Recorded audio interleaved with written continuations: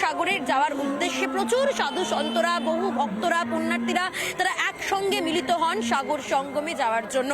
এই মুহূর্তের ছবি তুমি দেখতেই পাচ্ছ, বাবুঘাটের আউটরাম ঘাটে সাধু সন্তরা তারা অস্থায়ী শিবিরে রয়েছেন। একদিকে চলছে পুজো অর্চনা, যজ্ঞ, হোম, অন্যদিকে প্রচুর পুণ্যার্থীরা তারা বিভিন্ন জায়গা থেকে, দূর দূরান্ত থেকে তারা আসছেন।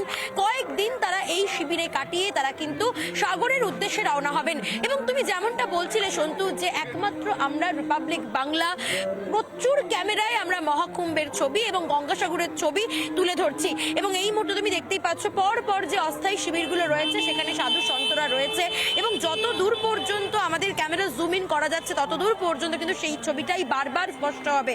এছাড়াও পুণ্যার্থীদের জন্য এই বাবুঘাটের আউটরাম ঘাটে শিবিরের মধ্যে খাবার থেকে শুরু করে তাদের জন্য জল, চিকিৎসা পরিষেবা সমস্ত কিছু কিন্তু ব্যবস্থা